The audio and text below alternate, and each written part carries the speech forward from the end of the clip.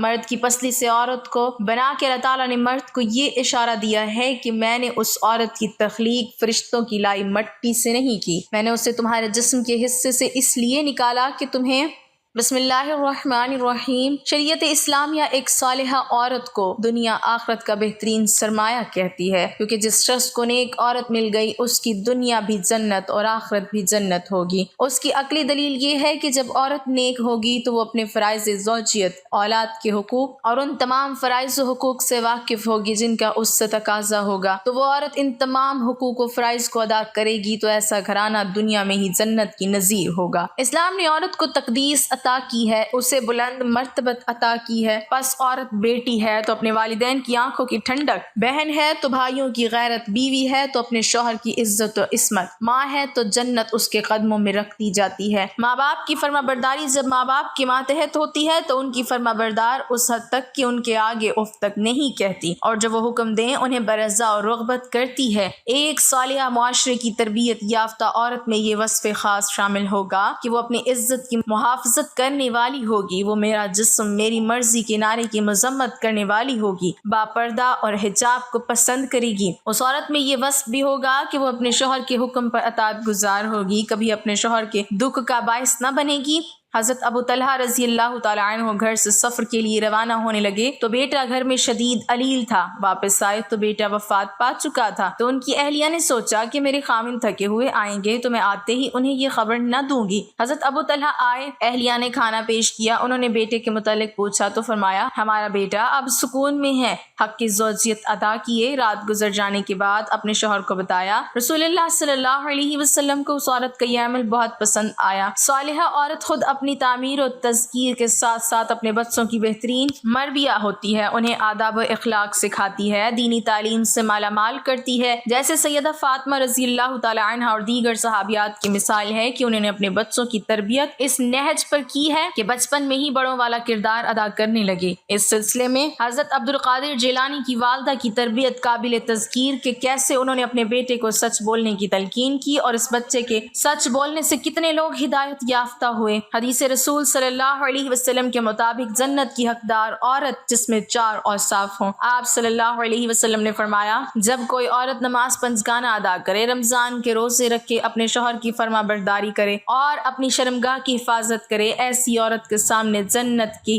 8 دروازے کھول دیے جائیں گے، جس میں چاہے داخل ہو جائے۔ اللہ تعالیٰ نے اپنی کتاب قرآن میں کچھ ایسی عورتوں کے تذکرے کرتے ہیں جن کا حیا اور ایمان مثالی ہے۔ سیدہ مریم علیہ السلام بنت عمران، جن کا اپنی عزت کی حفاظت کرنا اللہ کو اتنا پسند آیا کہ ان کی گواہی میں نومولود کو قوت گویائی عطا کی۔ سیدہ عائشہ رضی اللہ تعالی عنہا، جن پر تہمت لگی تو خود رب رحمان نے شہادت دی، ان ھذا بہتان عظیم۔ سیدنا شعیب علیہ السلام کی نور نظر قرآن ان کے چلنے کے انداز کو حیا کی چال قرار دیتے ہوئے عرض کرتا ہے، وہ چلی تو حیا کے ساتھ چلی۔ حضرت ابو ہریرہ رضی اللہ تعالی عنہ بیان کرتے ہیں کہ حضور نبی اکرم صلی اللہ علیہ وسلم کی بارگاہ میں حضرت جبرائیل علیہ السلام آ کر عرض گزار ہوئے، یا رسول اللہ، یہ خدیجہ ہیں جو ایک برتن لے کر آ رہی ہیں جس میں سالن اور کھانے پینے کی چیزیں ہیں، جب یہ آپ کے پاس آئیں تو انہیں ان کے رب کا اور میرا سلام کہیے اور انہیں جنت میں موتیوں کے محل کی بشارت دے دیجیے جس میں نہ کوئی شور ہوگا نہ کوئی تکلیف ہوگی۔ یہ حدیث متفق علیہ ہے۔ بخاری و مسلم میں ایک عورت کا تذکرہ ہے کہ وہ مرگی کے دورے کے باوجود باپردہ رہتی تھی۔ ایک دن رسول اللہ صلی اللہ علیہ وسلم سے کہنے لگی،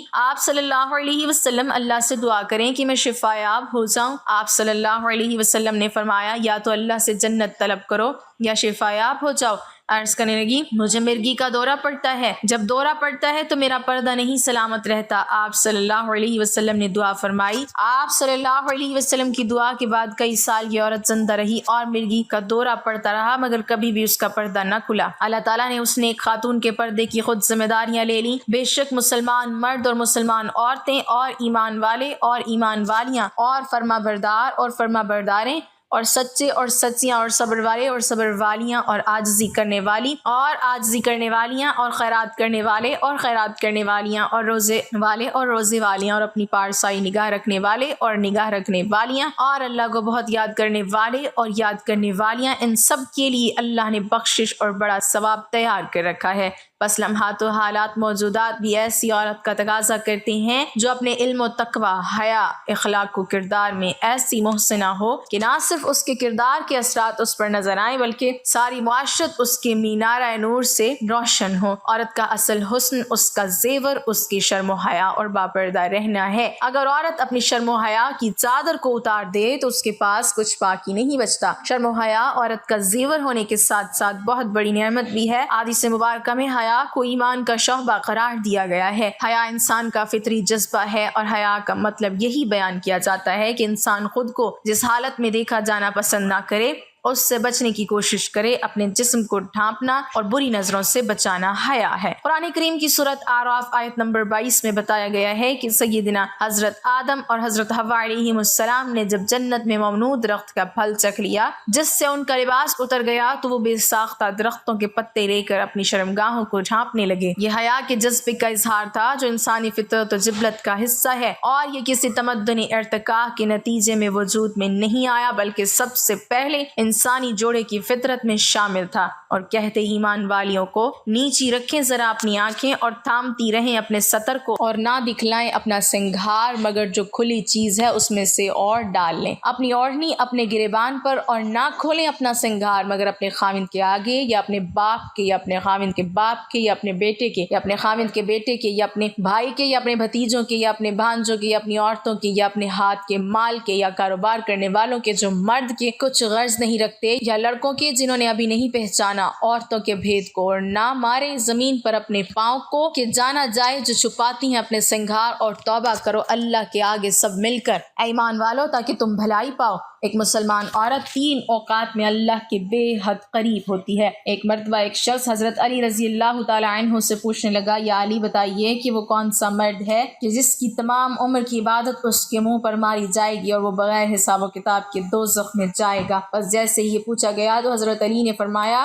کہ اے بندہ خدا، یاد رکھنا کہ میں نے اللہ کے رسول سے سنا ہے کہ جو مرد کسی عورت پر تہمت لگاتا ہے تو اللہ اس مرد کی ساری نیکیاں اس کے منہ پر دے مارتا ہے، اور اللہ کے فرشتے اس پر مسلسل لعنت بھیجا کرتے ہیں، اور یوں وہ دنیا میں رسوا ہو جاتا ہے اور آخرت میں کسی بھی نیکی کا صلہ نہیں پاتا۔ وہ شخص پوچھنے لگا کہ یا علی، کسی عورت پر تہمت لگانا اتنا بڑا گناہ کیسے ہے؟ تو حضرت علی رضی اللہ تعالیٰ عنہ نے ارشاد فرمایا کہ اے شخص، کسی پر تہمت لگانا یعنی کسی کی عزت کو قتل کرنا ہے۔ یاد رکھنا کہ اللہ کے نزدیک جیسے کسی انسان کو قتل کرنا ایک بدترین گناہ ہے، ویسے ہی کسی پر تہمت لگانا اس کی عزت اور شخصیت کو قتل کر دینے کے برابر ہے۔ اے شخص، کبھی بھی کسی پر تہمت نہ لگانا، خاص طور سے کسی عورت کے بارے میں کبھی کوئی جھوٹی بات نہ کہنا۔ ناظرین، آئیے اب جانتے ہیں کہ وہ کون سے 3 وقت ہوتے ہیں جب ایک مسلمان عورت اللہ کے سب سے زیادہ قریب ہوتی ہے۔ حضرت علی رضی اللہ تعالیٰ عنہ سے پوچھا گیا کہ اللہ کے سب سے زیادہ نزدیک کون ہے؟ بس جیسے ہی یہ پوچھا گیا تو حضرت علی رضی اللہ تعالیٰ عنہ نے فرمایا، اے بندہ خدا، اللہ کے سب سے زیادہ قریب وہ عورت ہے جو اللہ کے لیے نامحرم سے پردہ کرتی ہے۔ اے بندے، یاد رکھنا کہ اللہ سبحانہ و تعالیٰ نے عورت کو رحمت کا مجسمہ بنایا ہے تاکہ وہ ہر گھر کو اللہ کی رحمت سے بھر دے۔ میں نے اللہ کے رسول سے سنا ہے کہ اللہ نے ہر عورت کے لیے ایک فرشتہ مقرر کیا تاکہ وہ عورت کے دل کی آواز کو سنے اور فوراً اس کی دعا کو اللہ کے دربار میں پہنچا دے۔ لیکن افسوس تو یہ ہے کہ جب ایک عورت بے پردگی اختیار کر کے زندگی گزارتی ہے تو وہ فرشتے اور اللہ کی رحمت عورت سے دور ہوتی جاتی ہے، اور یوں عورت دکھ اور تکلیف کا شکار ہوتی جاتی ہے۔ اے بندہ خدا، یاد رکھنا کبھی بھی کسی باپردہ عورت کا دل نہ دکھانا، کیونکہ نیک عورت کی بد دعا آسمانوں کو چیرتی ہوئی اللہ کی رضا بن کر کائنات میں نافذ ہو جاتی ہے۔ ناظرین، حضرت علی رضی اللہ تعالیٰ عنہ کے فرمان سے ثابت ہے کہ عورت جب باپردہ حالت میں ہوتی ہے تو وہ اللہ کے بے حد قریب ہوتی ہے۔ ناظرین اکرام، ایک عورت کا اللہ کے قریب ہونے کا دوسرا وقت وہ ہوتا ہے جب وہ پردے کی حالت میں رہتے ہوئے اپنے گھر کے اندر نماز ادا کرتی ہے۔ ایک مرتبہ ام حمید رضی اللہ تعالی عنہ رسول اللہ صلی اللہ علیہ وسلم کے پاس آئیں، کہتی ہیں یا رسول اللہ صلی اللہ علیہ وسلم، میرا جی چاہتا ہے کہ میں آپ کے ساتھ نماز پڑھوں، سوچیں اس سے بڑی کوئی اور تمنا یا اس سے بڑی کوئی خواہش ہو سکتی ہے؟ رسول اللہ صلی اللہ علیہ وسلم کی امامت میں نماز پڑھنے کا موقع مل جائے، اس سے بڑا بھی کوئی خوش نصیب ہو سکتا ہے؟ رسول اللہ صلی اللہ علیہ وسلم نے فرمایا میں جانتا ہوں کہ تم میرے ساتھ نماز پڑھنے کو پسند کرتی ہو، لیکن رسول اللہ صلی اللہ علیہ وسلم نے فرمایا جو اپنے دار میں یعنی اپنے گھر میں نماز پڑھو گی وہ کسی مسجد میں جا کر پڑھی جانے والی نماز سے بہتر ہے۔ رسول اللہ صلی اللہ علیہ وسلم نے فرمایا چھپ کے جو عورت نماز پڑھے گی وہ سب سے بہتر ہوگی۔ ام حمید رضی اللہ تعالیٰ عنہ نے جب یہ بات سنی تو وہ واپس چلی گئی۔ انہوں نے اپنے گھر کے کونے میں نماز کی جگہ مختص کی جہاں اندھیرا تھا، جہاں کسی کی نظر بھی نہیں پہنچتی تھی۔ رسول اللہ صلی اللہ علیہ وسلم کی صحابیہ پھر وہاں ہی نماز پڑھا کرتی تھی یہاں تک کہ وہ اپنے رب کے پاس چلی گئیں۔ ناظرین، ثابت ہوا کہ جب ایک عورت اپنے گھر کے کمرے کے اندر حضور سجدہ ریز ہوتی ہے تو اس وقت وہ سب سے زیادہ اللہ کے قریب ہوتی ہے، پھر وہ جو بھی مانگے اللہ عطا فرماتا ہے۔ ناظرین، ایک مرتبہ حضرت موسیٰ علیہ السلام نے اللہ سبحانہ و تعالیٰ سے پوچھا کہ اے میرے خالق و مالک، مجھے یہ بتا کہ اس وقت میں یعنی اس موجودہ دور میں تجھے سب سے عزیز کون ہے؟ اللہ تبارک و تعالیٰ نے جواب دیا کہ اے موسیٰ، اگر دیکھنا چاہتے ہو کہ مجھے عزیز کون ہے تو جاؤ کنعان کے گاؤں میں، وہاں ایک عورت رہتی ہے، اس کا نام دیال ہے، وہ اس وقت مجھے سب سے زیادہ عزیز ہے۔ حضرت موسیٰ علیہ السلام کے دل میں یہ بات پیدا ہوئی کہ میں بھی اس اللہ کی عزیز بندی کی زیارت کروں، دیکھوں تو آخر وہ کون ہے اور ایسے کون سے عمل کرتی ہے کہ جس کی وجہ سے اللہ کو عزیز ہے۔ حضرت موسیٰ علیہ السلام چلتے رہے، بڑھتے رہے، اس گاؤں پہنچے تو کیا دیکھتے ہیں کہ ایک ٹوٹا ہوا گھر ہے اور اس ٹوٹے ہوئے گھر میں ایک عورت رہتی ہے جس کے نہ ہاتھ ہیں، نہ پاؤں اور نہ ہی آنکھیں ہیں، نہ ہی کان ہے، صرف ایک زبان ہے جو اللہ سبحانہ و تعالیٰ کا شکر ادا کر رہی ہے۔ حضرت موسیٰ علیہ السلام نے دیکھا اور دل ہی دل میں کہا کہ اے میرے پاک پروردگار، تو نے اس عورت کو کسی نعمت سے نہیں نوازا، پھر بھی یہ تیرا شکر ادا کر رہی ہے۔ بس حضرت موسیٰ علیہ السلام کا ذہن یہ سوچ رہا تھا کہ وہ عورت کہنے لگی اے موسیٰ، تو اللہ کا نبی ہوگا، اللہ کے لیے یہ نہ کہو کہ اللہ نے مجھے کچھ نہیں دیا، اللہ نے مجھے جو کچھ دیا ہے میں تو اسی کا شکر ادا نہیں کر سکتی۔ تو حضرت موسیٰ علیہ السلام نے پوچھا کہ وہ کیسے؟ تو عورت کہنے لگی کہ اے موسیٰ، اگر مجھے اللہ قدم دیتا اور میں ان قدموں سے چل کر باہر جاتی تو یقیناً گناہ کرتی، لیکن اللہ مجھے عزیز رکھتا ہے اس لیے ایسے تمام گناہوں سے بچا لیا۔ اگر مجھے ہاتھ دیتا تو شاید کہ میں اللہ کی مخلوق پر ظلم کرتی، تو اللہ نے مجھے ان گناہوں سے بھی بچا لیا۔ اگر آنکھیں دیتا تو شاید کہ میں ان نامحرموں کو دیکھتی، تو اللہ نے مجھے ان گناہوں سے بھی بچا لیا۔ اگر اللہ مجھے کان دیتا تو شاید میں گانا بجانا سنتی، غیبت سنتی، اس لیے اللہ سبحانہ و تعالیٰ نے مجھے ان گناہوں سے بھی بچا لیا۔ صرف مجھے ایک زبان دی ہے تاکہ میں اس زبان سے اس کا شکر ادا کر سکوں، اور اللہ سبحانہ و تعالیٰ نے میری روح کی آنکھوں کو اتنا منور کر دیا ہے کہ میں نے کبھی تمہیں دیکھا ہی نہیں، پھر بھی میں تجھے پہچانتی ہوں۔ تو بتاؤ کہ میں اس کریم اور رحیم اللہ کا شکر کیوں نہ ادا کروں؟ تو ناظرین، یہ سب سن کر حضرت موسیٰ علیہ السلام رونے لگے اور کہنے لگے کہ تمہارا ایمان تمہیں اللہ کے قریب کرتا ہے۔ تو ثابت ہوا کہ اگر اللہ کسی عورت پر کوئی آزمائش ڈالتا ہے تو اسے چاہیے کہ اس آزمائش پر راضی ہو جائے اور ہمیشہ اللہ کا شکر بجا لائے، کیونکہ ایسی عورت جو آزمائشوں کے باوجود اللہ کی شکر گزار ہوگی، پھر یہی وہ وقت ہے جب وہ اللہ کی بے حد قریب ہو جاتی ہے۔ احادیث مبارکہ میں عورتوں کے بیان کردہ اوصاف کی 3 قسمیں ہیں۔ اس میں سے پہلی قسم کی عورت جن اوصاف کی حامل ہوگی وہ یہ ہیں: وہ عورت نرم خو ہو، نرم مزاج ہو، بردبار ہو، عفیفہ ہو یعنی پاک دامن ہو، وہ عورت مسلمان ہو، اپنے شوہر سے بہت محبت کرنے والی ہو، وہ عورت زمانے کے حوادثات کے مقابلے میں اپنے شوہر کی مددگار ہو مگر شوہر کے مقابلے میں حوادث زمانہ کی مددگار نہ ہو۔ عفیف اور پاک دامن ہونا یہ عورت کا وصف ہے اور سب سے اونچا وصف ہے، جس کا قرآن کریم نے بھی ذکر فرمایا ہے۔ نیک عورتیں فرما بردار ہوتی ہیں، مرد کی غیر موجودگی میں اللہ کی دی ہوئی حفاظت سے اس کے حقوق کی حفاظت کرتی ہیں۔ دوسرا وصف قرآن کریم نے ذکر فرمایا کہ وہ شوہر کی غیر حاضری میں خیانت نہیں کرتی بلکہ اپنی عزت و آبرو کی اور شوہر کے مال و اولاد کی حفاظت کرتی ہے، اس لیے اللہ تعالیٰ نے ان پر حفاظت کا پردہ ڈال رکھا ہے۔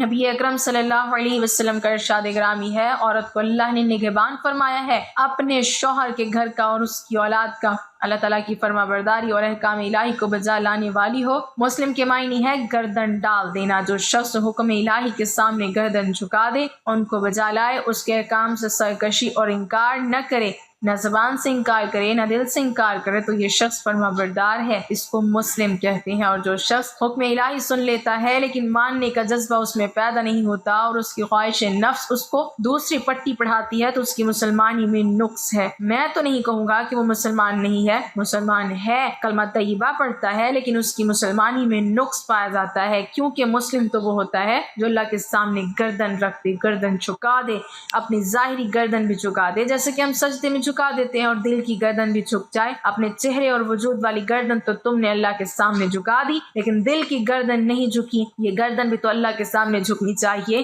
اس کی ہر منشا اور ہر حکم کے سامنے ہماری گردن جھکی ہوئی ہونی چاہیے۔ تیسری صفت فرمائی کہ لین، نرم مزاج ہو۔ کہتے ہیں کہ بدخوئی، سخت زبانی، یوں تو ہر شخص کے بارے میں عیب ہے، لیکن عورت میں ہو تو زیادہ عیب ہے۔ آدمی کو کبھی درشت خو، بد مزاج، اکھڑ طبیعت اور سختی کے ساتھ بات کرنے والا نہیں ہونا چاہیے۔ فطرت کو ناپسند ہے سختی زبان میں رکھی، نہ اس لیے ہڈی زبان میں۔ ہڈی سخت ہوتی ہے، اللہ تعالیٰ نے دوسرے تمام اعضاء میں رکھی ہوئی ہے، زبان میں نہیں رکھی۔ زبان کا نرم ہونا اللہ کو پسند ہے، فطرت نرمی کو چاہتی ہے، اور خاتون خانہ کی زبان تو بطور خاص بالکل ہی نرم ہونی چاہیے۔ حدیث شریف میں فرمایا اللہ تعالیٰ خود بھی نرمی کرنے والے ہیں اور نرمی کو پسند فرماتے ہیں۔ اللہ تعالیٰ نرمی پر وہ چیز عطا فرماتے ہیں جو سختی پر عطا نہیں فرماتے۔ حق تعالیٰ شانو کی رحمت نرمی سے کام لینے والے آدمی پر جس طرح متوجہ ہوتی ہے، سختی سے کام لینے والے پر متوجہ نہیں ہوتی۔ چنانچہ عورت کو نرم خو، نرم زبان اور دھیمے مزاج والی ہونا چاہیے۔ مرد و عورت کی زبان کب نرم و سخت ہوتی ہے؟ ایک بزرگ فرماتے ہیں کہ مرد اور عورت میں یہ فرق ہے کہ شروع میں مرد کی زبان سخت ہوتی ہے اور عورت کی زبان نرم ہوتی ہے۔ جو عمر بڑھتی جاتی ہے مرد کی زبان نرم ہوتی جاتی ہے اور عورت کی زبان سخت ہوتی جاتی ہے۔ یہ عجیب تجربہ بتایا ہے کہ عمر کا بڑھنا آدمی کے مزاج کے ساتھ اس کی زبان کو بھی نرم کر دیتا ہے، اور عورت کی عمر کا بڑھنا اس کے مزاج اور زبان کو بھی سخت کر دیتا ہے۔ نوجوانی کے زمانے میں عورت جیسی نرم مزاج، شیریں زبان ہوتی ہے، بڑی عمر ہونے کے بعد وہ بات نہیں رہتی۔ خدا جانے کیا قصہ ہے۔ بہر کیف نرم خوئی اور نرم مزاجی عورت کا زیور ہے، یہ اس کے حسن اور نزاکت کو دوبالا کر دیتی ہے۔ عورت کی چوتھی صفت ہے ودودہ، محبت کرنے والی، اور یہ محبت کرنا انسان کی فطرت ہے۔ بعض داناؤں کا کہنا ہے، اور یہ کہنا صحیح ہے، کہ دنیا میں محبت کا راج ہے، دنیا میں محبت کا سکہ چلتا ہے۔ میرے خیال میں اگر دنیا سے محبت کا عنصر نکال دیا جائے تو اس عالم میں جس کو ہم دنیا کہتے ہیں اور اس جگہ کو جس کو ہم جہنم کہتے ہیں کچھ فرق نہیں رہے گا۔ صرف ایک محبت کی شیرینی نے اس پورے عالم کو حسین بنا رکھا ہے۔